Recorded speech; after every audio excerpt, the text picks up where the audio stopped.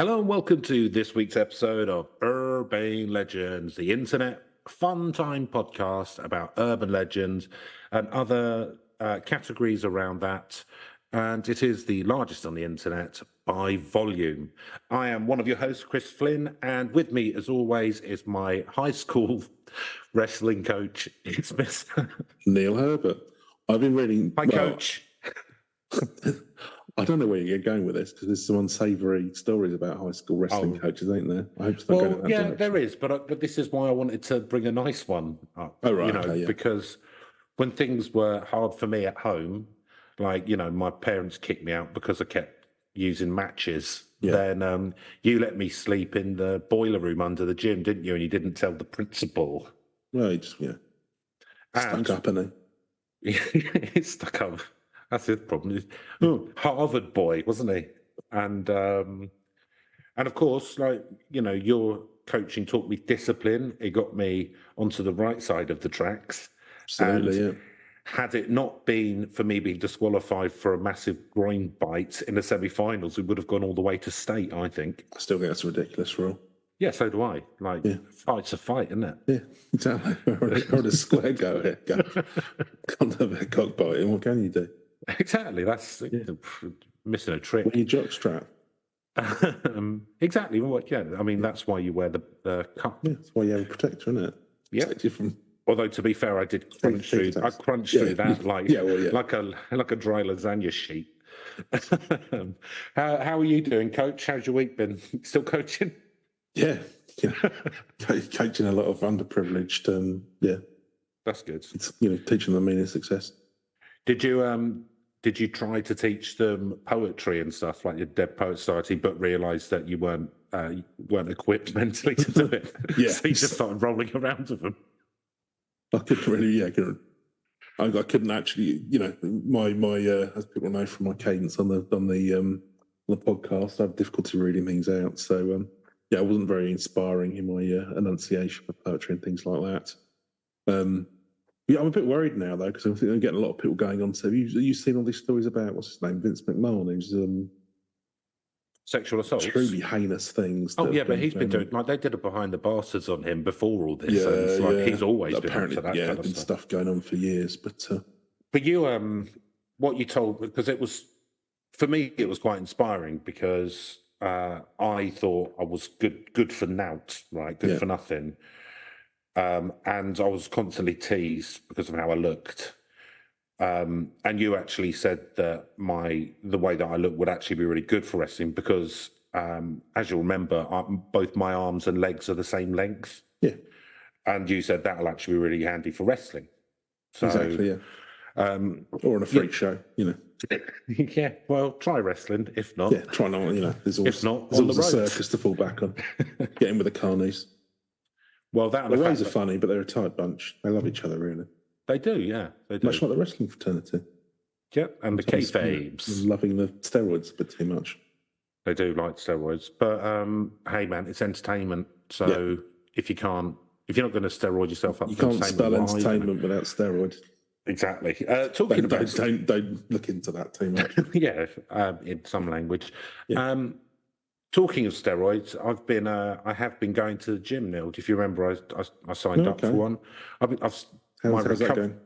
So I just want to. You were quite very injured. Long recovery period. My recovery time, Neil, has zipped down to nearly nothing. Wow. Already. I mean, it's just goes to show. It just goes to show. Once you start moving, then your body will go with it. I just want to tell people this isn't going to be one of those things. We're not turning this into a slowly evolving into a bodybuilding podcast. That will be separate. That will be a Patreon special where I talk about my bodybuilding. I don't hate myself enough to do one of those podcasts. Don't you? No. That's weird. I do. So I'm going 3 times a week, and it's good. Like I feel quite good for doing it. Going out walking every day and stuff as well. Yeah, well, good for you for the discipline, but Yeah, no, it's not enjoyable. Don't get me wrong, but no. But afterwards, you feel Do you good for not get a bit of a buzz of kind of like some endorphins or whatever? I'm too old for endorphins now. I'm 41. Yeah, my endorphin days are over. any of our younger listeners, that's all the joy chemicals in your head run out by the time you're about 35. Well, especially if you took drugs when you were younger, you burn through them quite quickly. Serotonin's gone by now, yeah. I mean, as many poppers as I take before I start lifting, I'm still getting nothing. Still getting nothing, yeah. Still getting nothing. How has your week been? Sorry, I railroaded it. I know that the listeners do care, sort of. I doubt that very much, but it's all been good. I'm sort of, the day's getting longer. I don't know whether it's terribly English, but The days. Sorry, Cameron. No. It's this time of year. I'm not a huge fan of, but it's starting to get warmer. It's starting to get brighter. Do you know what I mean? So, well, yeah, I can see you've bought a new jumper. I have, yeah. Purple and blue kind of colours. Yeah, or have you just got some terrible bruising? Yeah, well, no, it's still a load of paint on it. No, it's officially, I think we're calling this rust coloured. Rust coloured. It's kind of like red with kind of purpley bits. Is that to? It looks warm. Is that in thick. Remembrance of the film Rust, where Alec Baldwin shot that person definitely on purpose? Yeah. Or is it because you like the grief-filled multiplayer computer game Rust? I've never played that, but I've heard of it, I think. Yeah, maybe you should. I think I've heard of it, yeah. So, Neil, everyone... No, I haven't seen the film yet, obviously, because it's not come out, because he keeps killing his employees. Because Baldwin's bloodlust knows no end. The first rule of management, don't kill your employees. Shoot the biggest one. Yeah, then the rest of them will fear you, yeah. Yeah, exactly. Everyone's talking about Taiwan being a possible ignition point for a new world war, aren't they? But I don't think that's right, Neil. I think with Giorgio, if that's his name, Milei, moving into Argentinian presidency, I think it's the Falklands, don't you? That's going to be the flashpoint. I think that's going to be the flashpoint. It's going to get it going. North Korea's getting pretty tasty again. Well, see that they're no longer having an idea of reconciliation with the South. No, I don't know what's peeved is. I don't know. His cornflakes weren't very nice that morning or whatever, so he's decided to have a bit of a fucking spat. It's just like toddler lashing out, isn't it? Just ignore him and he'll go to sleep. He might have gas. Yeah, it might be that. I think it would be quite a good. I think like a good reality TV show, because you know that in the American upcoming election, they're choosing between two octogenarians, right? Yeah. So I was thinking, that's going to be. I was reading about that the other day and just thinking, well, this is going to be an edifying display for the rest of this. This is the problem with American politics. It fucking takes forever. Yeah. Like literally, you're in there for 4 years, and the last year is just spent. Last 2 years, you can't do anything because of the House. The House normally switches hands. It's the last year as well where they just do all the campaigning, and it just. Yeah, so I don't know how you'll stand it in the US. Just ignore it. It's depressing enough. Our own electoral situation. But at least it seems mercifully brief compared to the whole. And also it's not as in your face because of the finances involved. Yeah, there's not quite as much money involved in advertising. But I thought a good reality show would be Biden, Trump, Putin, Ayatollah Khomeini, maybe. All in out Haley. I've forgotten her name already. The other Republican candidate. Yes. Yeah, fair enough. Yeah.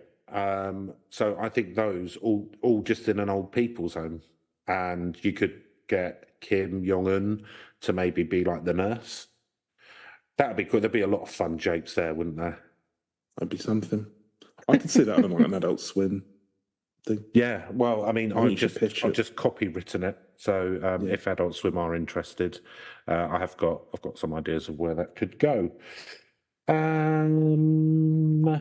Neil, do you agree with me that the Michelin Man's a class traitor?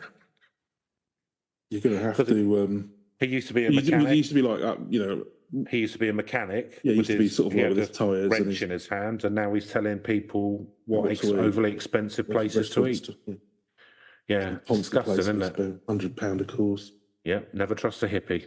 There you go. One more thing that I would. So I know this is like scattergun, but we haven't done this for 2 weeks.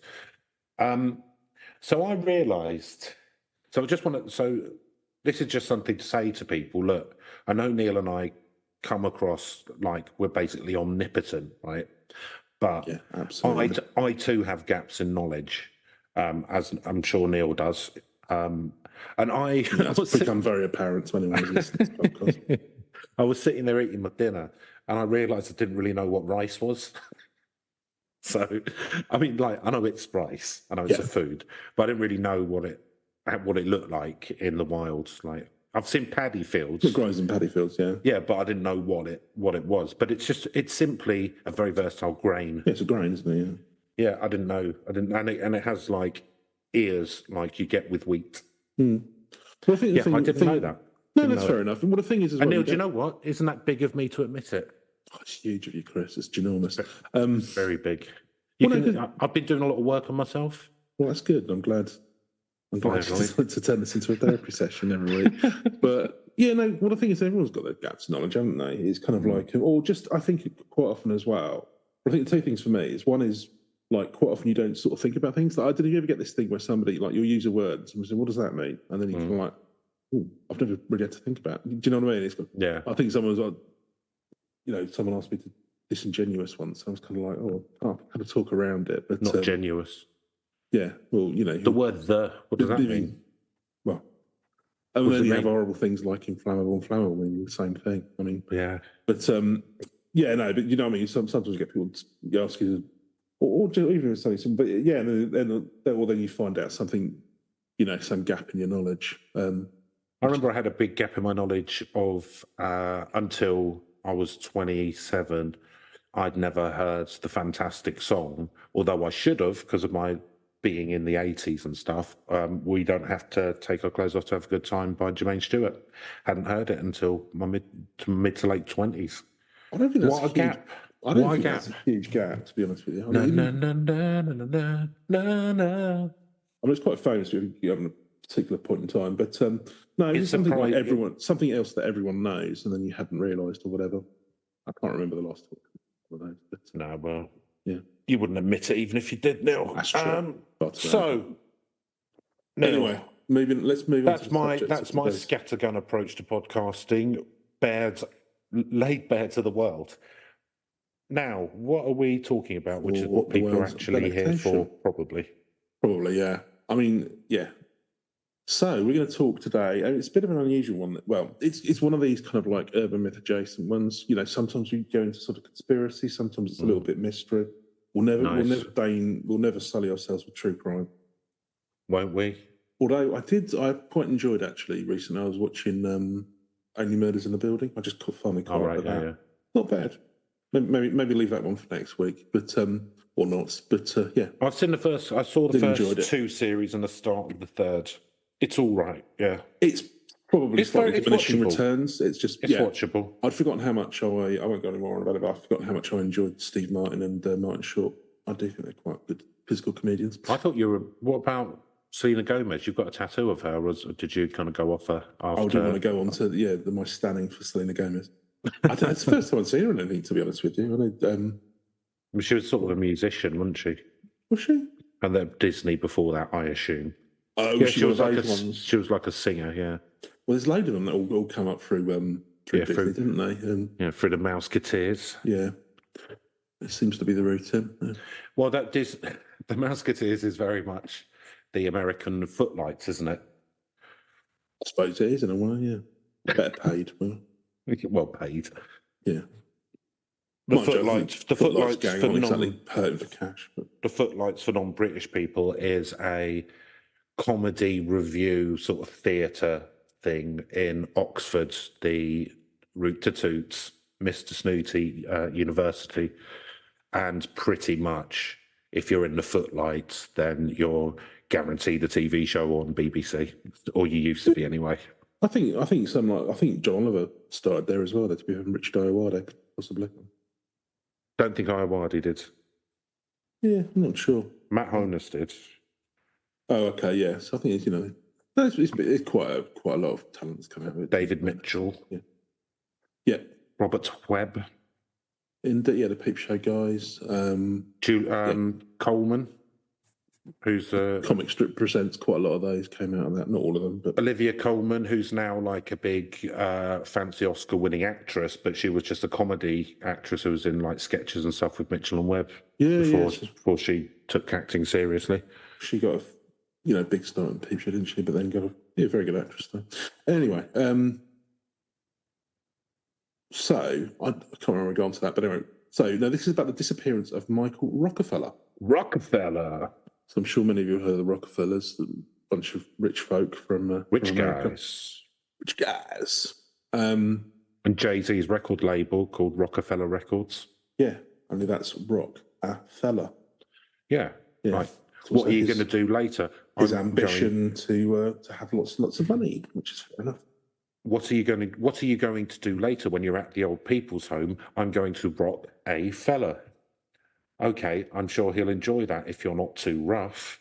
Hey, I'm not going to be too rough, although I have had a bad day, and that's how the abuse starts, Neil. I'll give that rap 5 out of 10 for flow and 10 out of 10 for social commentary. Right, and 10 for social commentary, obviously. Perfect. Which is what it's all about, isn't it, at the end of the day, folks? Mm-hmm. Yeah, so he was sort of more of a beat poet, really, than a rapper. Yeah, you see yourself very much as the Allen Ginsberg or Ginsberg, I don't know how you pronounce it. There you go, about the gaps in knowledge. That was your howl, was it? Yeah. That poem starts quite well and it sort of drops off after about the 100th I'll be honest with you, I don't read poetry. I don't read it. No, fair enough. I've never actually got to the point where I commit stuff to memory. Good. I would still it'd be nice to sort of like your name, where you live. Anything, not just poetry, just what this podcast's about. Yeah, no. It's a revelation to me every week. I like to think it keeps. Do you know what? The listeners, we should record this one day because the surprise and delight in your eyes really is a treat every Sunday. What's this about again? Ooh. Well, this is why you've now decided to do the whole sort of like, we'll just decide what the whole season's about up front, isn't it? Yeah, that is why I did that. Yeah, just to take that edge of danger off of it. I like the thrill of the unknown. Have you found it easier this way? 6 one off doesn't the other. All right. It's pretty easy. Just put a lot of work into that. Don't worry. Just looking at the wiki page for Urban Legends. No, it's a good selection. It's good to. I was just talking about. Before you continue to break my heart, can we talk about the Rockerfeller boy, please? Rockerfeller, yeah. Right. So, born in 1938, went missing in 1961. Now, there's various theories. Now, so officially, in his 20s? 23, I believe he was. Just a pup. Yeah. But, did quite a bit in his short life. And, there's different theories actually about. So I think he was officially declared dead in 64, but we'll come on to that in a bit. But basically, yeah. So he's a very wealthy kind of son of the Rockefeller family. He was the son of the New York governor. Was he a nepo baby? I suppose. Well, I mean, yeah. His family were very rich. I mean, I don't know because he. I mean, he may not have had such a prominent position in the Museum of Modern Art. If his parents didn't own it, then right. I mean, I would say that probably counts as nepo baby. Yeah. Oh no! What do you talking of art? What do you make of the now increasing occurrences of people throwing soup on artwork in protests? Because the Mona Lisa got souped today. Oh, did it? Yeah. No, I've got one question for you. Is it art? Well, I mean, what is the art? It's like that guy who did sellotaping a banana to a wall and then someone else took it off and ate it. And but who's the artist here? Think about it. Marcel Duchamp with his with his famous urinal, and he just wrote "This is art" on it. When I used it as intended, everyone got really Parisian about it. It's not my fault. I did. In the panel urinal. Yeah, I mean, he was making a comment about the whole thing there. I think there wasn't he, but Neil, I don't need you explaining art to me, mate. I am art. Fair enough. You are the artist. I am art. I've gone out of my lane there. You see. Whoa. Yeah, no, I'm not a fan of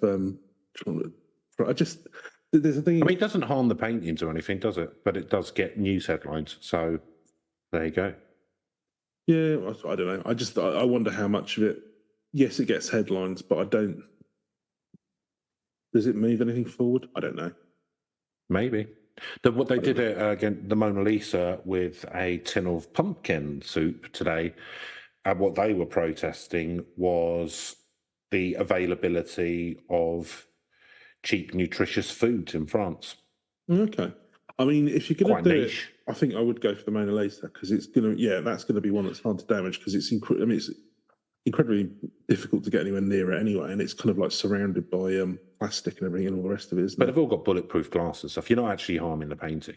Someone's just got to do a bit of cleaning. It's not a big deal. Somebody. Muggins has to clean it up. What, you? Thinking about that. Oh, you. Yeah, so you clean the paintings up afterwards, do you? Yeah. You're the soup restorer. Yes, I am. Yeah. Okay, fine. Well, I'll come back to that next week. Give you a bit of time to fill out some blanks in your head. still a bit of that, I won't bother. But that's a bit of extra money. Right, we're struggling to actually get started here. But no, I'm not. I don't know. I don't think it really says. But anyway, whatever. It's as long as it's not harming the paintings. I just think, I don't know.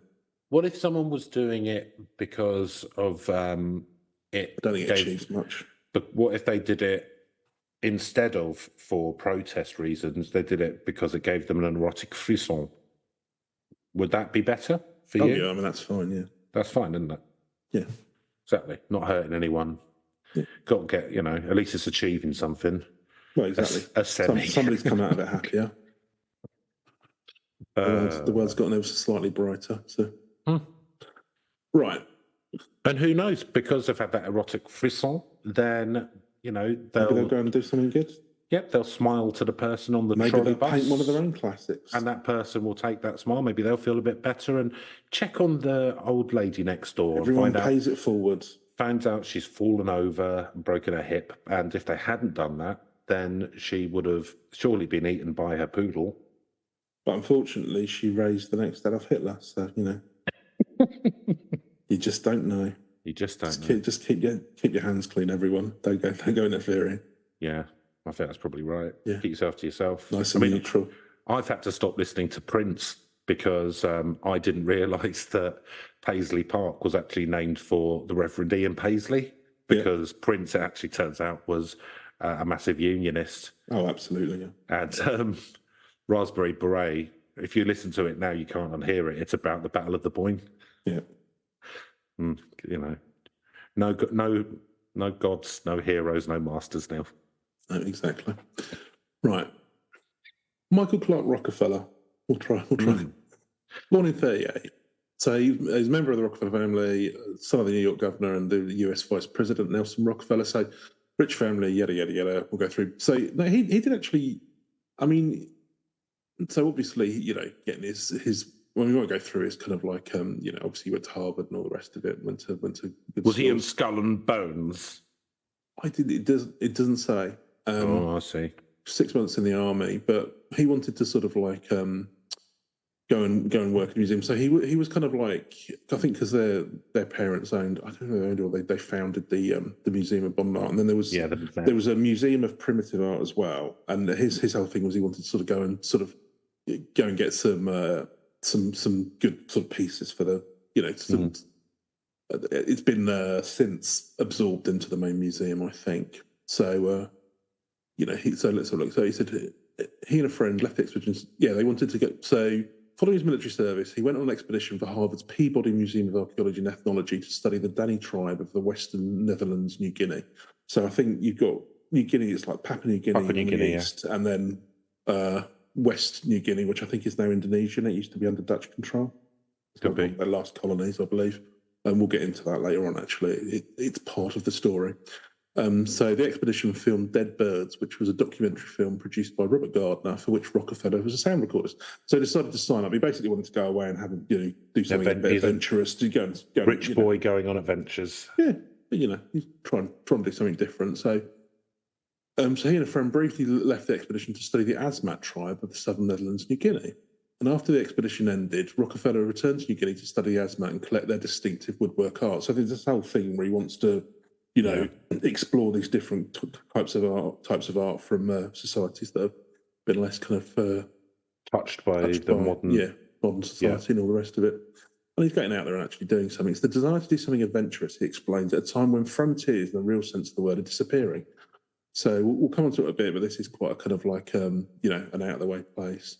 So he spent his time in New Guinea actively engaged with the culture and art while recording ethnographic data. In one of his letters back home, he wrote, "I'm having a thoroughly exhausting but exciting time here. The Asmat is like a huge puzzle with variations of ceremony and art style forming the pieces. My trips are enabling me to comprehend, if only in a superficial, rudimentary manner, the nature of this puzzle." So far, from the wiki page there, just a little bit about him. But I'm going to move on now to, there's a couple of articles that effectively what's going to happen here, he's going to go missing. So this is Disappearance. And there's a few theories about what happened. So I'm gonna skip between. I think we've got there's a Vox article, but I think I'm going to go with the Smithsonian one. I might skip between them. The Smithsonian one's quite long, but it's actually written by a guy who wrote a book in 2014, where because we'll quickly go get me a bit more onto the sort of island. People write a book about anything, won't they? Yeah. So there's this. How do you spin that out into 60,000 words? Well, there's three theories. Posh bloke goes to New Guinea, missing, probably dead. Right, that's all you need, isn't it? Well, there are three. There's kind of three theories. There's the official one, which is he drowned. There's the one that they come up with here, which is, was he eaten by cannibals? Ooh. And then there's did he in fact join the tribe himself, or the clan, I should say? We say clan. So let's. This is from the Smithsonian magazine. Then this is a chap called Carl Hoffman, who I believe wrote a 2014 book looking into this whole thing. So Asmat in its way is a perfect place. Everything you could possibly need is here. It's teeming with shrimp, crabs, fish, and clams. What if you're not allowed to eat shellfish? Well, yeah. It's not necessarily. What if you've got a terrible allergy to shellfish, like so many of our brothers and sisters? Well, then you can eat some of the wild pig, the furry opossum-like couscous. This sounds like a nightmare for This sounds like a nightmare for Jewish people, to be honest. Yeah, I mean, they're not going down well with that. What is sago palm? I don't know if that's whose pith can be pounded into white starch. So it's not very nutrition. It's not a very kosher place. No. Yeah, I mean it's quite a seafood and meat heavy diet by the sound of it. No, I imagine there's plenty of like budget. Anyway, the point is there's a lot of abundance of natural kind of food and things like that. Lovely. The rivers are navigable highways. Crocodiles 15 feet long prowl their banks. That doesn't sound ideal. I mean, you just live at one with nature, aren't you? I know, but they said it's an ideal place. The crocodiles don't fit in with the positives for me. That'd be a negative. Okay, fair enough. What, do you think it'd be good to live with 15-foot crocodiles? I mean, it's not ideal for me, but I think it's just nature being nature, isn't it? Oh, we've got to sanitise it before you can come on board and turn it to Disneyland. I didn't say that. What I said is I don't think it's ideal having large man-eating reptiles that can get at you. Okay, it's not your... But, maybe that's my city legs talking. Maybe God made a mistake, apparently, Chris. What, when he gave birth to me? Yeah, I've heard that. Yeah. I've heard that. So I've heard that enough, actually. It's a mistake. I've heard that. His biggest and final mistake. Right. And the secret spirits, laws and customs born of men and women who've been walled off by ocean, mountains and mud and jungle for longer than anyone knows. So until 50 years ago, there were no wheels here, no steel or iron, not even paper. There's still not a single road or automobile. I mean, there is a bit of this where it's kind of like that whole, paradise is like, no cars. Going back to nature and absolutely nothing. I think you do sort of forget, child mortality rates and all the rest of it. Probably. Yeah, malaria, no medicines, incest. But hey ho. But it's that's in the plus column. Yeah, well, it's that grass is always green on the other side, isn't it? But I mean, I always think it's interesting when you see these things, and I think there's a lot to be learned in terms of living with nature that we can learn quite a few lessons from people who are big self-sufficient. I think that we need to consume far more than we really truly do. I think. Well, this isn't funny or anything, but I do think that there's because in us city boys, like I always feel like a connection to nature when I go out walking in the woods and stuff. And I think there is something that we've lost a little bit from being closer and more in harmony with nature.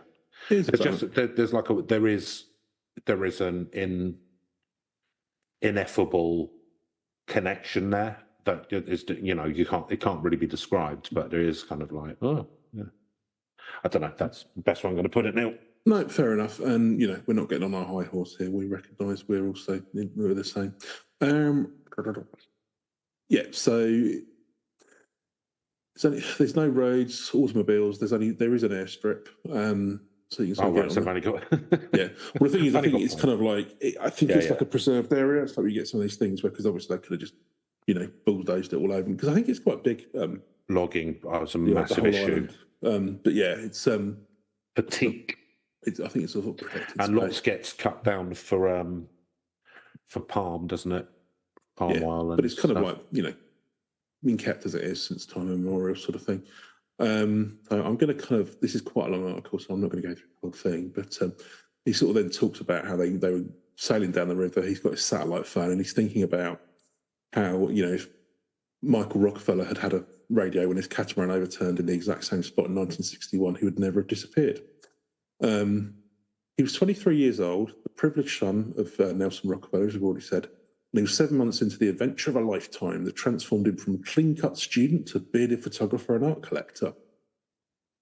And then at one moment, his boat was... from privileged son to art collector. Oh, yeah, what a massive fucking journey he's taken. Yeah.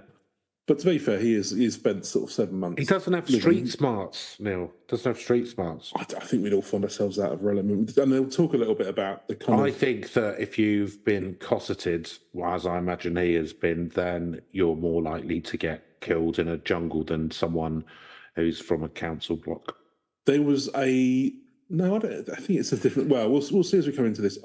It goes a little bit deeper, and I think that this story that on the Smithsonian, I think... Intrinsically, I think it's probably close to the truth, but we'll talk about the other sort of the official theory and the other theories around him. So basically, they were going down. They bought a catamaran so they could navigate up and down the rivers and go and sort of visit the different clans. And their boat got capsized, so he was down. He had a Dutch companion. He swam for shore, so he. What, the Dutch guy? No, the Dutch guy stuck with the catamaran. Right. So as we know from Ray Mears, stick with the vehicle. Mm-hmm. He got rescued. But the other one, they were stuck out there for a while. So I think they had but somewhere else as well, they had a couple of people with them as well, locals. They just swam for shore because they're quite used to this. Yeah, good swimmers. And he thought, well, it's only a few miles. I'll give it a go. This is what happens if you're not told no when you're a kid. Well, we'll see. He was I reckon I can do it. Mummy said I could do anything. Okay, well, you've gone on your... So you're going with the official version, basically, which is that... No, he tried to swim. Yeah. He tried to... Yeah. Well, no, he was worried that basically they wouldn't get spotted, and then, I mean, or they could get... I think the worry was as well that they could get dragged out to sea. So he'd try and go. So he strapped some flotation devices onto himself and swam for shore. No. And the official record is never seen again after that. Mm-hmm. So the official cause of Michael's death was drowning, and I believe it was 1960. I reckon the Dutch guy killed him and took his money. Do you reckon it was like Life of Pi situation? Yeah. And then he rewrote the story. I was a tiger and a lion and a catamaran that had been capsized. Yeah, if you find out that guy actually wrote Life of Pi as well, it's going to be very suspicious. The Dutch guy slit his throat and took his pocket watch. Well, it's a nice story about a lion and a chimpanzee on a boat or whatever, or orangutan or whatever it was. But yeah, the lion obviously is about cannibalism. We learned the lion's a metaphor for death. Yeah, and the monkey's a metaphor for meat stealing. Yeah, murdering my enemies. I don't remember exactly how that story went, but it's good. Right, yeah. So there'd been a multitude of rumours that he'd been kidnapped and kept prisoner. He'd gone native and was hiding out in the jungle.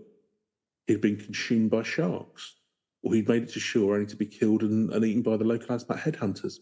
The story had grown, become mythical. So there you go, that's where we come in. Yeah. Watch out, everyone. So that's our buzz for us. Here come the urban legend lads to investigate the mythical. Spice it up. But there had been an off-Broadway play about him, a novel, a rock song, and even a television show in the 1980s hosted by Leonard Nimoy. Sadly, it doesn't tell me. I wouldn't go off and listen to that. I mean, I doubt the off-Broadway play is available anymore, but I couldn't find what the rock TV song show was. starring Leonard Nimoy. Yeah, I'm going to have a look through Leonard Nimoy's own. Didn't he just do like? So I think that this is. He does a lot of like narration, mystery, Nimoy, doesn't like he? Yeah, that kind America's Greatest Mysteries. Hello, I'm Leonard Nimoy giving some gravitas to this nonsense. Have you ever been in the jungle? Yeah. No. Well, I have actually. I have. Neil. Right, so carry on. Like people are going to think people are going to think the podcast stopped. Yeah, radio silence. That's what we like, isn't it? Just inject a pause into a really pregnant pause. I'm doing sort of the opposite of stream of consciousness. I'm experimenting with a stream of silence approach. Stream of no consciousness. Yeah, stream of unconsciousness. Okay. Well, I'm not sure it translates, but hey, look, we've got to try and push that the John boundaries. Cage song. Oh, yeah, you don't push the boundaries. You don't know where they are. Apparently. Mm-hmm. Yeah, and he's fascinating. This is sort of a photo of Mike on the first trip in what was then called Netherlands, New Guinea. He's kneeling, holding his 35mm camera under the close eyes of natives. I mean, it sounds like knives and forks and that. Yeah. One of them with a chef's hat on. Yeah.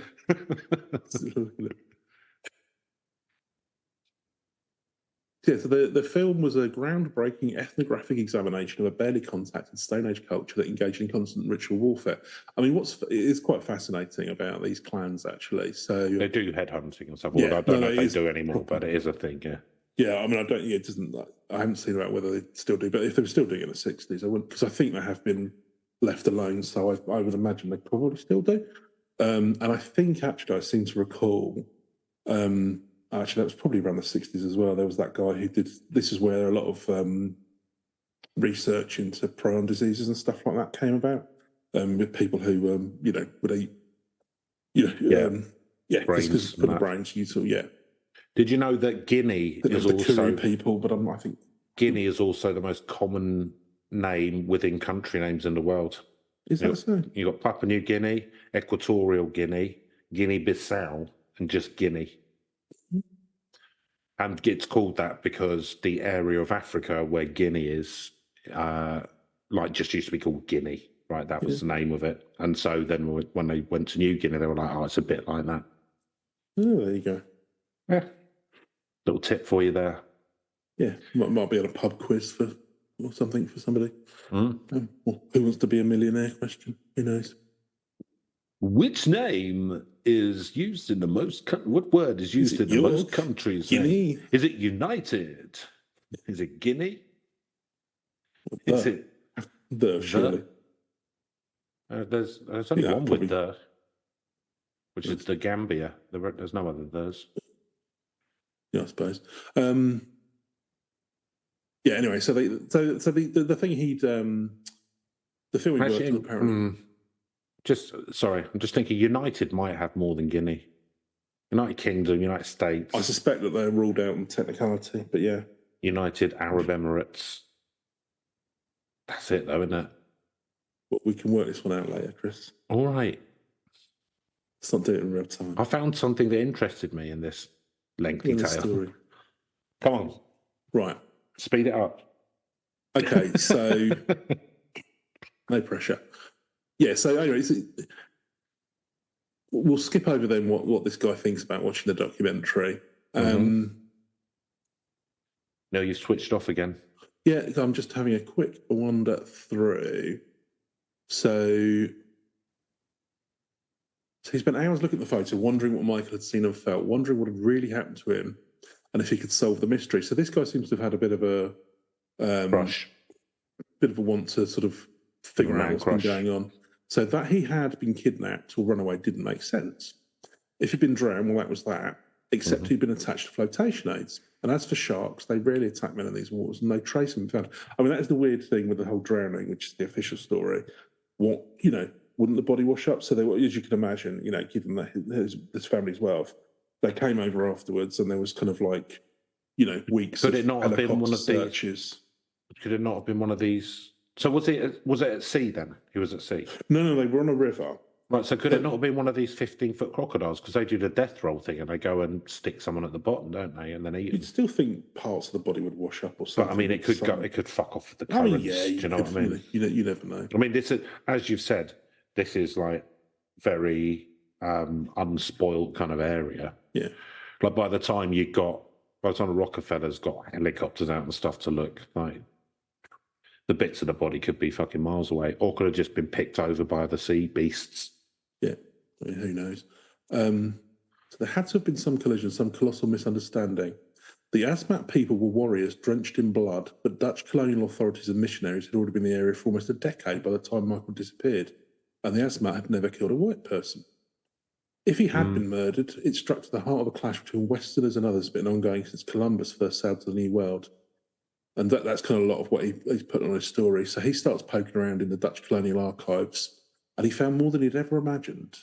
So basically, you got three theories. So the party line that the Dutch came out with, the Dutch authorities at the time, so it's now part of Indonesia, is that he drowned and that's it. And that was given a cold death. The Rockefellers had never really wanted to reopen the case. This guy's setting out. He thinks that there's something else, and they had reason to sort of cover it up. So this is going on again about how his family were really rich, yada yada yada. Talks about how he was working, part of the museum and all the rest of it. And he had a whole thing about wanting to go out and be artistic and then go and search out something and be. So I'm going to go through. I'm going to skip through all of that. Actually, just think. Okay, so in terms of the Asmat people themselves, the Asmat world at the time was a mirror image of every taboo of the West. In some areas, men had sex with each other. They occasionally shared wives. So they're quite chill about kind of like, sounds all right. Polygamy and, whatever. They're not worried about sort of same sex and all the rest of it. In bonding rituals, sometimes drank one another's urine. That's all right. They killed their neighbours and they hunted human heads and ate human flesh. I mean, that's.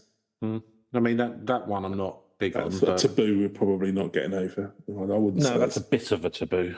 It's probably for lots of good reasons. But they weren't savages. Biologically modern men with all the brain power and manual dexterity necessary to fly a 747 with a language so complex had 17 tenses. It's really just their kind of, how they see the world. So they're pure subsistence hunter-gatherers who lived in a world of spirits. Yeah. Every villager could see them and talk to them, and that was their world.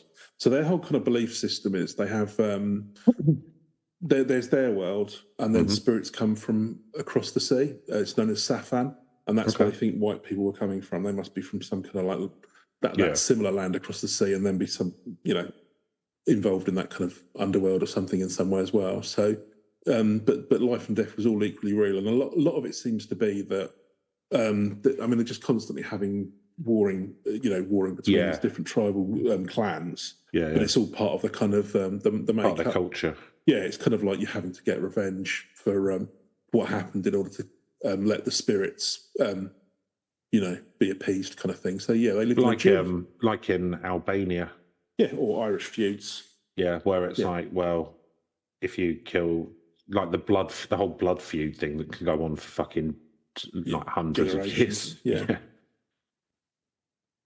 Was it Hatfields and McCoys are the famous one in America? Yeah, I think that came all the way over from Irish family. But so they lived in a dualistic world of extremes, life and death, where one balanced the other. Only through elaborate sacred feasts and ceremonies and reciprocal violence could sickness and death be kept in check by appeasing and chasing these ancestors back to Safan, back to land and the sea. So when you die, basically, you go beyond the sea and you've got to keep.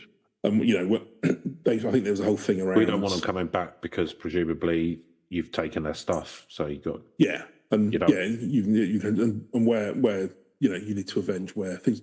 So they would they're expert wood carvers. Apparently there's no stone in the land as well, so they don't even have sort of stone tools, but they crafted ornate shields, paddles, drums, canoes, and these ancestor poles called bizji, which embodied the spirit of the ancestors. They were 20-foot-high masterpieces of stacked men. Like totems. In a way, yeah. Interwoven with crocodiles and praying mantises and other symbols of headhunting. They were haunting, expressive, alive, and each carried an ancestor's name. They're memorial signs to the dead and to the living that their deaths had not been forgotten and the responsibility to avenge them was still alive. So like a gravestone. Yes, it's the whole kind of like belief system, basically. Yeah. Do you know what? Like that's you're quite fucked as a society if you get into that cycle of revenge and we have to do it, otherwise the spirits blah blah blah, because then it just never stops. Well, yeah, it's the whole if you get it's a vicious cycle, isn't it? Yeah, you know, it's because you'll never. You kind of wouldn't want to. You wouldn't want to let that get under the skin of your society, like a revenge being a centerpiece of your spirituality. Yeah, so what you like about modern religion, it's probably But, I mean, people still talk about the Crusades now. That's true. So the completion of those bizji poles usually unleashed a new round of rage. Revenge was taken and balance restored, and then of course that leads to more, a bit of a cycle. But hey, it's how they're doing the thing. So what becomes then and anything outside of their immediate world, it had to come from the spirit world. So an airplane is not done jete. I'm pronouncing that certainly wrongly. A passing over canoe of the spirits. Right. White men came from the land beyond the sea, the same place the spirits lived, and so must be some kind of super being. Nice. So finally, some recognition. Yes, let's go out there and pretend we're Superman. Yeah, get eaten very quick. Yeah. He's talking about street smart, so died within 5 seconds. So he didn't plunge into it a lone adventurer. He's a Rockerfeller, so obviously had people with him. He had like a bunch of Dutch people, and that's kind of like I guess it. I think the crux of this really probably is how he treated other people, because often people of wealth and wealthy backgrounds, children of wealthy people, don't necessarily treat everyone else as equals. Well, actually, you say that, but there's a twist to this, Chris. And I think he was fitted up. Maybe it was more to do with the Dutch authorities. Mm-hmm. So, well, I mean, by all accounts, actually, he was very. I mean, it does come across actually. He had genuine interest in everything. He was respectful. He paid his dues and all the rest of it. From what I take, I'm going to skip over a bunch of the other things, but yeah. So then what happened? And so they went down. They bought a catamaran. They were going down the river, and then a wave knocked it over, capsized it. Yeah, so the two teenagers that were with them, that were locals, they jumped in and swam for the shore, and then they summoned help. They scrambled ships, airplanes, and helicopters to search for them. They'd spent a night clinging to an overturned hull, but then he was worried that they'd drift into the open sea. So he tied jerry cans to his belt for buoyancy and went for a 3-mile swim to the shoreline. And that's the last. How big's the river? Well, 3 miles. Big. Yeah. Which is, huge island. Anyway, then they sort of came out and decided it was he drowned. Yeah, forget it. The Rockefellers clung to the idea he might have banked to shore, but the Dutch officials supported that hope. If he reaches shore, there's a good chance of survival. The natives, although uncivilized, are very kind and will always help you. Anyway, 9 days after he swam away, they flew home, and after 2 more weeks, the Dutch called off the search. So this guy now, he's coming in and sort of going out and talking to people. Now, what turns out, I'm just going to go into sorry, this is a very long story. So yeah. Is this on the Smithsonian? Yeah. Yeah, they're always really long. So effectively, so a few months after Nelson Rockefeller had opened the Museum of Primitive Art, as it was called back in those days, so there's these 2 warring villages, Osjanep and Olmadisep. Okay. Who then engaged in a mutual massacre. They were powerful villages, each more than 1,000 strong, on parallel rivers only a few hours paddle apart. So that's what they like to do, is just go and have a Barney every The ruck, once in a while. Yeah. They're sort of like 1980s football fans. Yes.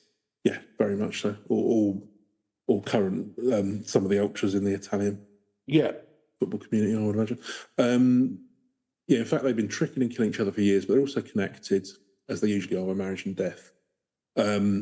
Now, it turns out the Dutch didn't really like all of this. They thought it was a bit rude when they were over there trying to control the whole thing. So a murder here, a murder there, that could be overlooked. Hey, come on, guys. Guys, it doesn't matter. A little murder here, a little murder there. I'm not too bothered, but a fucking massacre, guys. Come on. Because, yeah, apparently they had a big old Barney, and of the two clans, of 124 men who set out, only 11 made it home alive after they had their big ruck. So this Max Lepra, who's the Dutch government controller in southern Asmat, he decided that was too much. I'm not having this, guys. I'm going to crack down on it. He's turned into Sean Connery, apparently. Oh, fucking excellent. Miss Money Penny. There can be only one. Sean Connery's disappeared now. And so a man whose family had been colonists in Indonesia for hundreds of years, who had been imprisoned by the Japanese and then Indonesians. He was an old school colonial administrator, determined to teach the Asmat a lesson. Nice. And doesn't he just? Clogs and all. Yeah. So basically they went tooled up to see these clans. They confiscated a load of weapons and burned some canoes and at least one clan. But the villages aren't supplyable, so they went out to sort of like, in the village, they were quite strong, so they didn't want to have anything to do with the government, and they were willing to use violence to make themselves clear, he wrote in his report. The Dutch flag was not accepted. Basically, the long and the short of it is that they sort of turn up, but, you know, the Dutch people are all armed with... AK-47s. Yeah, basically a group of big boys come out and sort of like the leaders of the village to group. He thought it was in capitulation. Like death, do you? Yeah. He thought that they were going to kind of like just come out and apologise and then sort of go, oh no, we love they came out for a ruck. And windmills. But no, they came out to teach them a lesson. They were armed with bows and arrows and spears and shears. So they sort of panicked. Go on, boys, we're riding out. He looked left, he looked right, equally unsure what to do. Behind the houses, a third group of men had broken into what he described as warrior dances. So he said to the interpreters, come out and put through your weapons. Basically, the whole thing kicks off, and then everyone starts shooting, and they kill 4 of the sort of locals. Nothing. And you can imagine if, like, you're used to hunting with bows and arrows, and then suddenly somebody's head explodes, like, you know, like, holy shit, this is... Yeah. So present them with 2 problems, basically. I mean, first of all, you think that they're supermen anyway, right? Yeah. Right, so they're just from a distance. They're just questionable to go and try and fight Superman. Second, this is the 60s, is it? So, yes, 60. So they have modern. So it's late 50s. Sorry, late 50s. So it's not like they've got muskets. Like 5 years before. They've got. This is after the Second World War. They've got proper guns. Oh yeah, no, these have got like rifles and kind of like bazookas. Bazookas. That thing that Jesse Ventura had in Predator. Yeah, got one of those. He was there just. Gatling guns. If they bleed, we can kill them. He said, like mowing down the entire village. Yeah, carrying a Gatling gun. Consider yourself pacified. Consider yourself Dutchified, motherfuckers. Now that's what I call Dutch justice. Now, and you know, let's face it, all colonialism is wrong. So it's not like we're not having a go at the Dutch here necessarily. It's just you know, there's plenty of blame to go around. Yeah, there's plenty of blame to go around for everyone who got involved in that game. So yeah, but anyway, you can imagine that this goes down into kind of like folklore in the village. Yeah, so it's a twofold thing, and the problem is as well, the ones that they killed, it was 4 out of 5 of the sort of chiefs. Oh, nice. It's like the real big guys. A snake. Yeah. Well, no, it kind of didn't because. So the course of affairs is certainly regrettable. But unfortunately, they left a power vacuum. Yeah. But on the other hand, it has become clear to them that headhunting and cannibalism is not much appreciated by a government institution, all but unknown to them. It is highly likely that the people now understand they would do better not to resist authorities. I doubt that happened. Turns out that it probably didn't go so well like that. So they effectively so what he they started arming. They developed nuclear power. They really quickly developed a warrior society through trading and Yeah, no, so basically this is just kind of like, so in fact, it's highly unlikely they reached any such understanding. For the Asmat, his raid was a shocking, inexplicable thing. The cosmos gone awry. They built their entire lives around appeasing and deceiving and driving away spirits. And now this white man, who might even be a spirit himself, had come to kill them for doing what they'd always done. The Dutch government was a meaningless concept to them. And what are the spirits of the five men that he killed? Wrong? Well, exactly. It's kind of like, I mean, you're just having a man of complete existential kind of doubt here, I guess. And, you know, and their spirits, then it's kind of like ontological shock. Yeah, I believe. I mean, how do you avenge? Because you know you can't go to war with these people, but so they've got five people have been killed, 5 spirits that are going out unavenged. So that happened 5 years before he turns up to do his bit. Right. I mean, this is kind of all the theory that's sort of building up. So what he's skipping here, kind of like in between sort of. Past and present, basically. So that happens in the 50s, 5 years before Michael Rockerfeller turns up. So the thing is, they're gonna maybe think, do you know what? I reckon we could kill this spirit guy, and that'd be some kind of vengeance. Yeah. This is the kind of theory. What better time than now? So this guy gone out to sort of look into what happened. Apparently they got on quite a bit addicted to tobacco, and so that's a good way. You can bring stuff to trade, but tobacco is highly sort of booze, tobacco. Yeah, so they bought out a load of all having roll-ups, all having rollies. But when he tries to ask about Leprous Raid, they all grow quiet, even though it's 50 years beforehand. Nobody really wants to talk about it, and it was a really weird vibe. No, especially because, I mean, again, this is kind of like probably something that's... The biggest thing that's ever happened to them. It's a huge thing in the village, and it's probably, their parents or whatever were uncles. And they say, don't remember anything, don't know anything about this. So they don't really want to sort of talk about it. And then suddenly his guard tells them that they're very afraid of what? And he said, there was a tourist who died here, an American tourist named, and the name he said was garbled. I couldn't understand it. This was news to me. In all I'd read, I'd never heard of an American tourist dying in Asmat. He said, what was his name? His English was slow and his words hard to comprehend no matter what he said. But he said he said the name again, more slowly. It's a hard name for an Asmat to pronounce. But this time it was unmistakable. Michael Rockerfeller. Now, he'd never mentioned that he was going out there investigating Michael's disappearance. He just kind of said he's a journalist wanting to talk about the history. And he said, Michael Rockerfeller, feigning ignorance. Yes, Michael Rockerfeller, and Marty said. He was an American. He was here in the village. They're very, very afraid. They don't want to talk about this. How did his name come up? He said, but today when they're talking, they're afraid you're here to ask about them, and they're afraid because the village killed him and everyone knows it. So, anyway, long story short, I'll summarise up the sort of Smithsonian one because we don't go too long on this, but effectively, it looks like there probably was a bit of a cover-up. So, there's a priest that had done some investigation, a Dutch Catholic priest. Oh, nice. Was it? A priest investigator. Well, it was more of kind of an official thing. So you got the Catholic Church out there, and you've got the Dutch authorities. What's that American thing called? The Father Brown Mysteries or something? They were originally written by G.K. Chesterton. Yeah, I can't remember what those. Yeah, Father Brown Mysteries. I know there's Cadfael, who's the investigative monk. Nice. Oh God, that reminds me when I was doing. There's been a murder in the vestry. I was just doing A-levels, we did Hamlet, and then one of my classmates was like, well, why don't they do some forensic stuff on the boys? I was like, what are you talking about? I'm like, we're doing Cadfael. I'm like, I don't think that Derek Jacobi is directly accurate, mate. I mean, this is a Shakespeare class, isn't it? I mean, don't get me wrong. Cadfael would have solved it by now. Cadfael would have had this wrapped up, but he wouldn't have done. Could have proven it was poisonous. Jesus. I don't think you're really getting the point. And also, I mean, there might have been people very gifted with herbs and all the rest of it in those days, but I think it was quite the same as forensic medicine. Anyway. Well, I think especially because Cadfael had that like hologram desk, like in NCI or whatever it is. Yeah, that like hologram desk that kind of pulled up the skeleton. I've never seen it. It sounds really like a rip-off of Name of the Rose. I don't know if you... Is it an Umberto Eco novel? I think, and they did a short... No, he had that, and he drove a Dodge Charger, Cadfael, as well. That's it, yeah.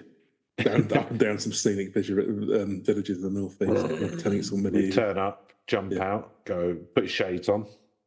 Did they have a parlour scene at the end in the rectory every week? Yeah, where like he'd done it.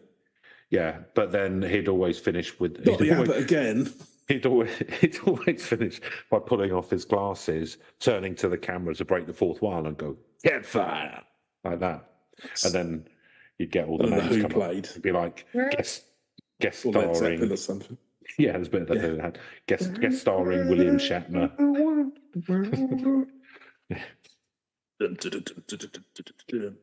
Yeah, right. Anyway, Priest, he did some investigations, bit by bit spilled out. The day that Michael had set out for the catamaran, 50 men from the village had bought palm building supplies. So there was a load of people in the area around there, and they'd seen a crocodile. Oh no, it isn't a crocodile. It's a twan, a white man. He was swimming on his back. I thought you said it's a twat. It's not a crocodile. It's a twat, a white man. Well, from everything you read, the fellow Michael Rockerfeller seems like a decent enough chap. There's nothing. They might have just thought white people were twats. Yeah, that'd be fair enough. He turned away. One of the aspects people said, people of the village, you're always talking about headhunting them. Well, Now, sorry, just to jump in. Yeah. You're being, I don't, how to put this, you're being very brown-nosy to the Rockefellers during this podcast. Maybe and I'm going to tell you right now, they're not going to send you a check. Well, probably not. No. I'm just saying. Fair to. I like your gumption, Neil, and the fact you've always got your money on a quick turnaround. No, I just think you've written off that he was just pretty annoying and therefore got himself killed. Here we go. And actually, it was. I don't think it was please, necessarily his fault. Can I marry into the Rockefellers? Well, okay. If you could, at the end of the story, if you can find out what he's done wrong. But anyway, so that's not my job, Neil. Yeah. Well, there you go. That's not my job. Anyway, they argued between them about what they should do. Some of them wanted to sort of like kill him. Some of them didn't. Yeah. And then one of them speared him in the ribs. It wasn't fatal, but then they killed him and made a big fire.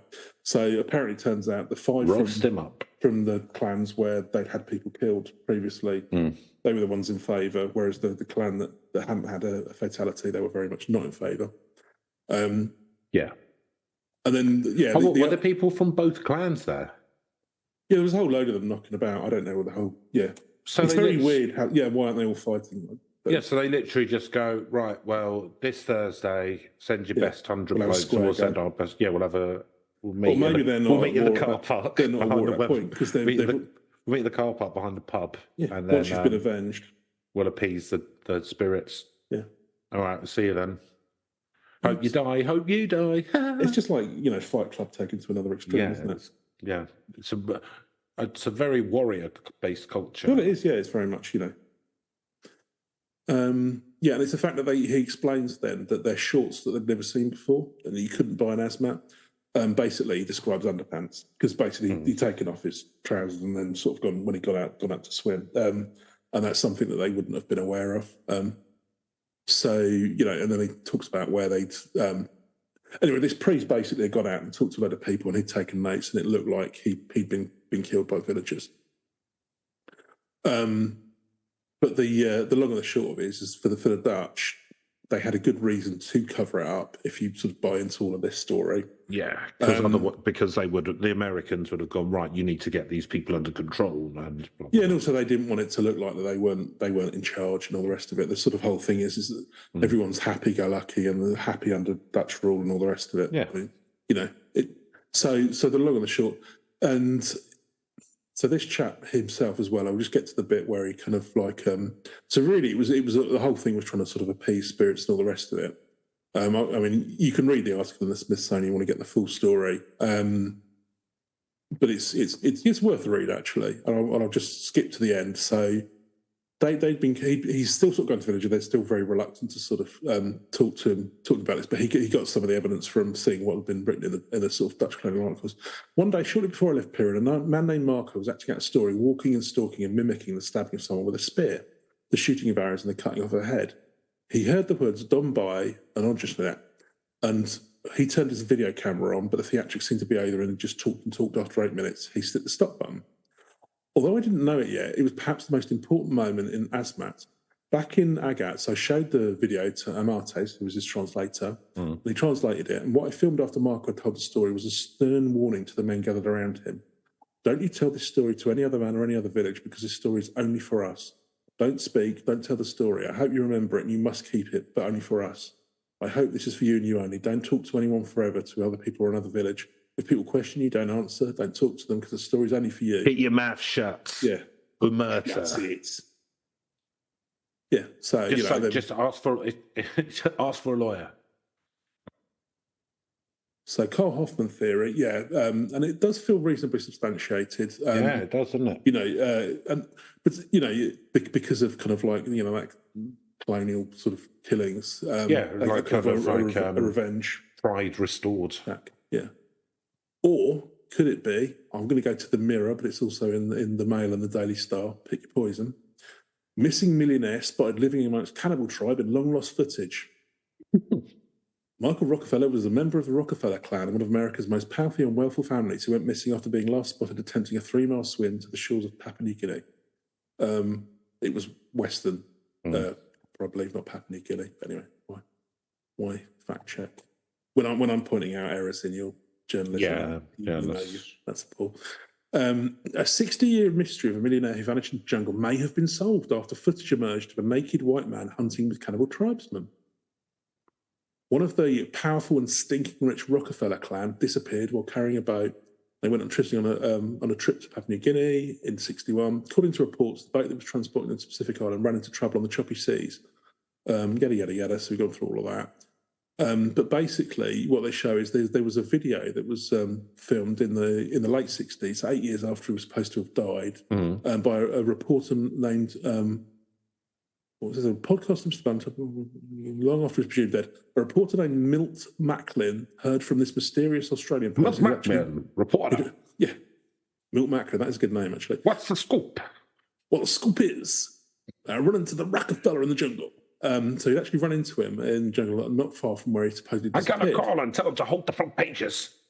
So he failed to find him, but he shot a great deal of film showing the Asmat and their home. And then when they got home and developed it, 40 years later, another documentary crew decided they were about to go to New Guinea and look for it. So they looked through all of the footage. There's hours and hours of this. And they saw a naked, bearded white man who, though the quality of the film was poor, totally looked like Michael Rockerfeller. And they've got a picture here. So this is the Asmat. And there is a sort of white naked guy rowing a canoe alongside them. I mean, how you could tell that's Michael Rockerfeller, I don't know. I mean, he would have been in his early 30s at this point as well.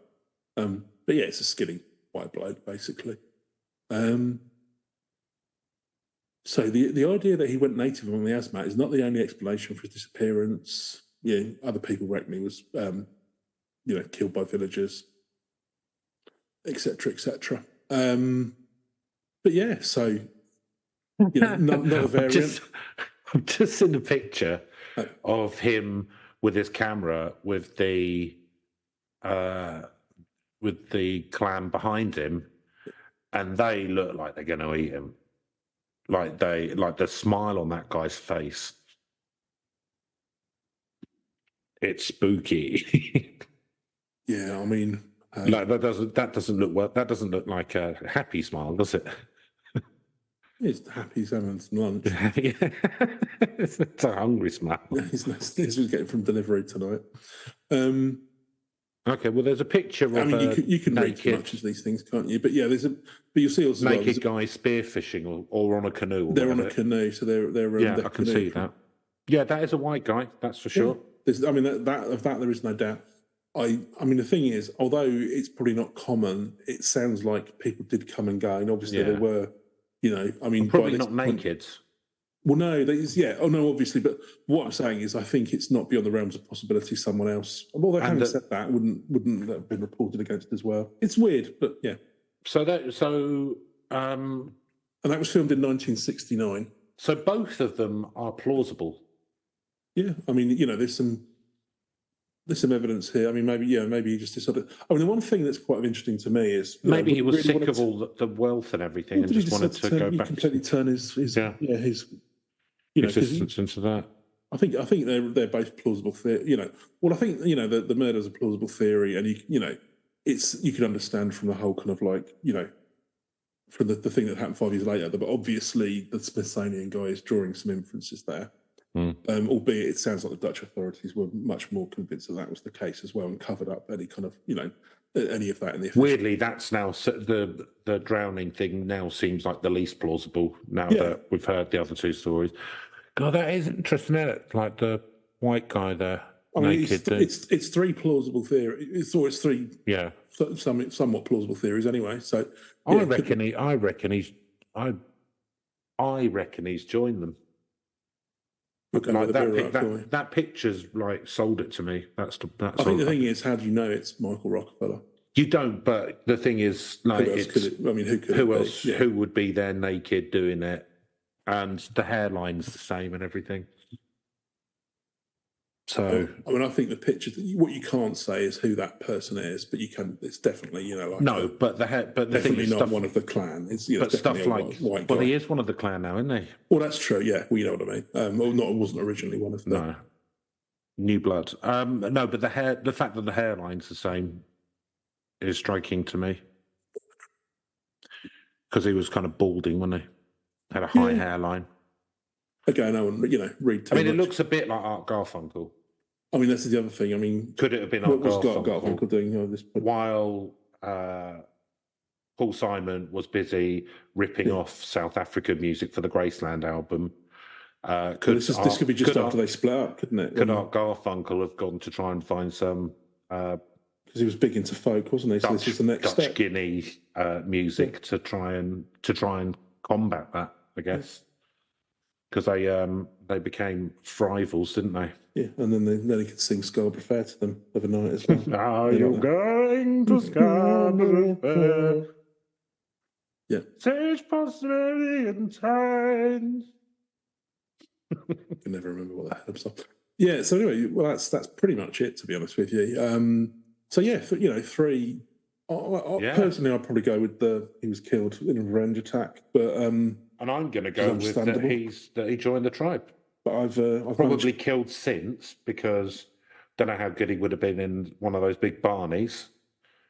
Well, I mean, yeah, the thing, he would have been since, because he'd be in his 80s. He'd be 38, so he'd be. No, but I mean, like presumably the men of the tribe train as warriors from young, and he's some Nancy boy. So, and if he'd gone to one of the fights, then I don't know that he would have survived it. But who knows? Who knows? So I think that might have had some modern techniques. That picture sold it for me, that he joined the tribe. Well, there you go, listeners. Make your own mind up. But yeah, exactly. So, don't listen to us. Make your own mind up. So lovely. All three reasonably plausible. But yeah, let's go through our system. Let's go out for our system. Yeah, Duskoran. Spookiness, Neil. Yeah, so I think it's that whole thing, isn't it, where you kind of overreach yourself, and then, because I say, you sort of take the mickey, but I don't think it was necessarily it didn't come across Here like we go. Hugely arrogant. Well, you've why don't you just go to the Rockefeller Centre with your cap in your hand? Yeah. Why don't you do that? Kissing lips for your buttocks. But no. I mean, I don't know. He might have been. I don't know. You don't really get much about what the character is or isn't, to be honest with you, other than he's quite adventurous. But yeah, I think. But no, it's something that's quite sort of tragic around sort of like him coming a crop up because he's underestimated what's going on here. But actually, if it hadn't have been for a crime committed by other people, and I think just the whole idea of either getting eaten by crocodiles or getting murdered. When you've just sort of come out and you think, everything's kind of like friendly and you're on good terms. I think that's fairly spooky. But then again, if you go out and live with, it's a bit like there was a, oh gosh, I mean, again, they thought they were trying to do the right thing. But you see that American missionary, he tried, there's a protected tribal area somewhere, I believe, off of the coast of India. Yes, I know. And he decided to go and preach God to them. Even though there were big signs everywhere saying, "Don't." Like, really, really don't do this. And he had to sort of bribe someone to get back in the rebellion. So, and he, tragically, he was killed. But then, this is what's sort of going to happen if you put yourself into some of those sort of. But having said that, in this, there'd been contact before. It's not like he just rocked up to it completely. There had been some contact, and he had, they'd taken the precautions about translators and all the rest of it. Yeah, but it's that whole thing about, going out into the wild and then sort of like, but yeah, I think getting stabbed with spears and eaten is not ideal. So I think that's quite spooky. All right, but yeah, he may have gone on to live out there or what have you. But as you say, how well he would have done the rock. But I will know he would have been out there for 8 years at that point when they were filming him. So training like Stallone in Rocky IV. He didn't go down immediately. No. But yeah, maybe. But who knows? Yeah, so I think it's not like spooky, but it's kind of like the idea of being killed and eaten isn't too great. So I'm going to give it a 6. 6. So yeah, like being complete fish out of water, you would, because in that environment you're essentially a baby again. You can't look after yourself if you're from our part of the world. If you were suddenly out in the jungle, do you know what I mean? Like you could survive for a bit, but you're essentially you've got no training or knowledge or anything. So, and there's dangers there, so that's quite spooky. I think the whole kind of society based around death would be quite spooky because it'd be very different to anything which I knew, and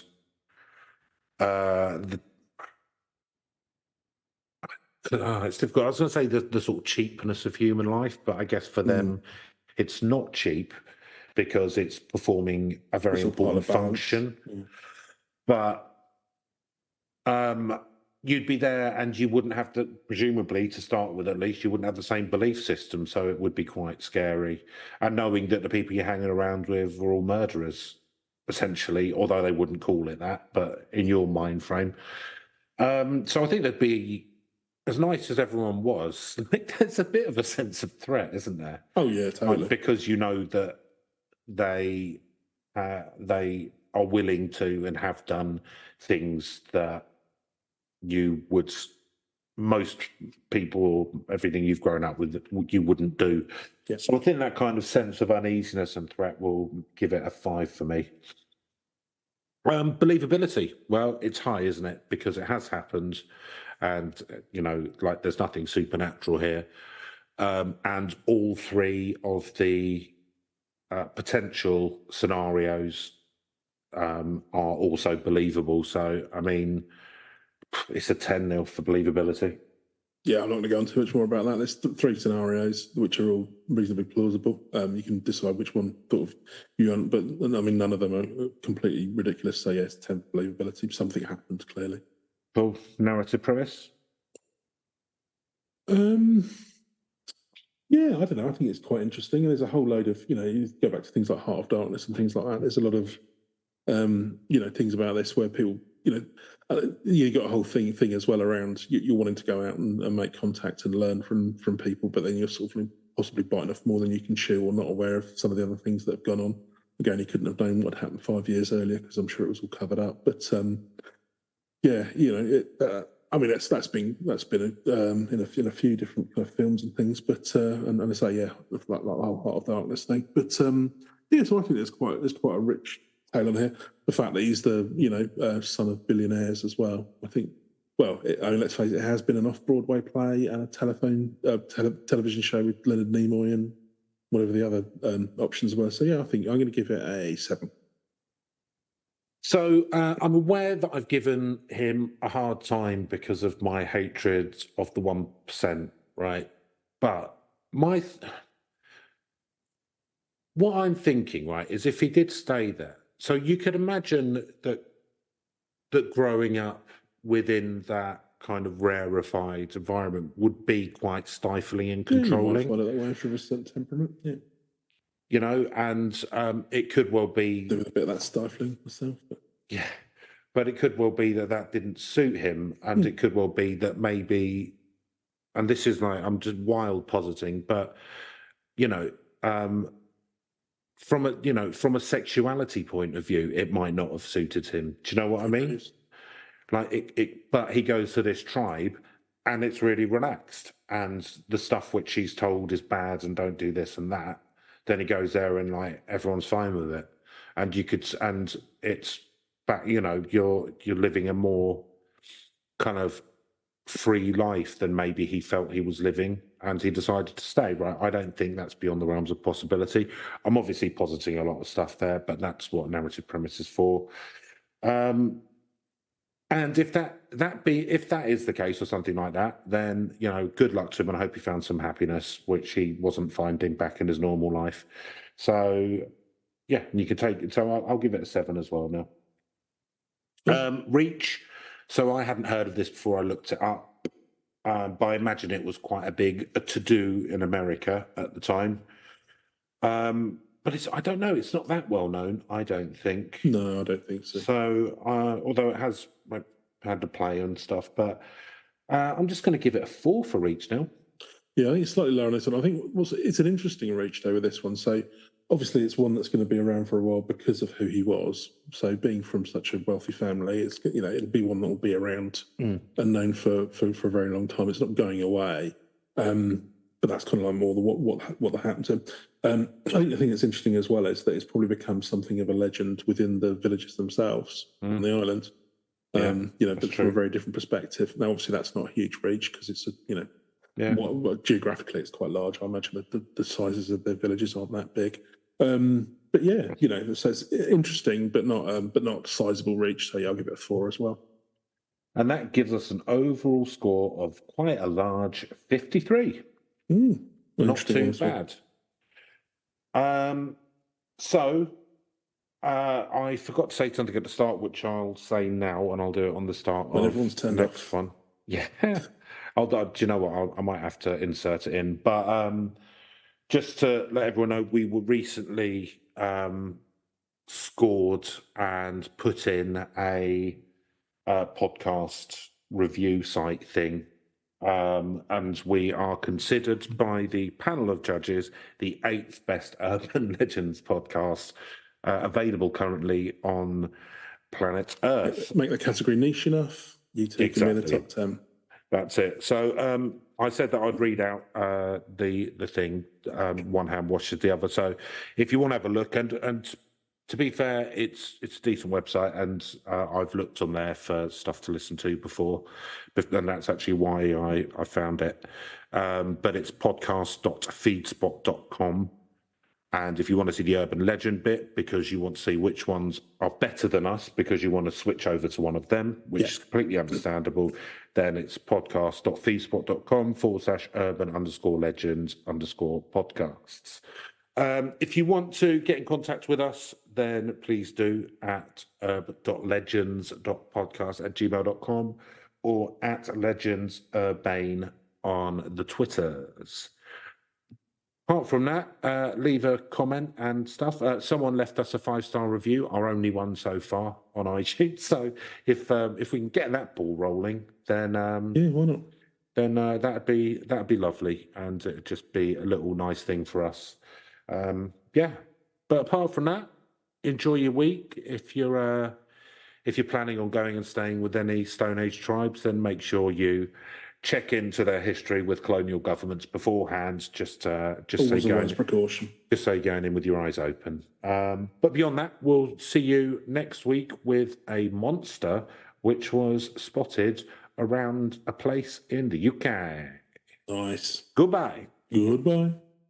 It's an urban legend, oh yeah. Generation Greg. Oh, I'd give him my best. White and white, please, John. Right, Steve, you toe rag. You owe me a monkey.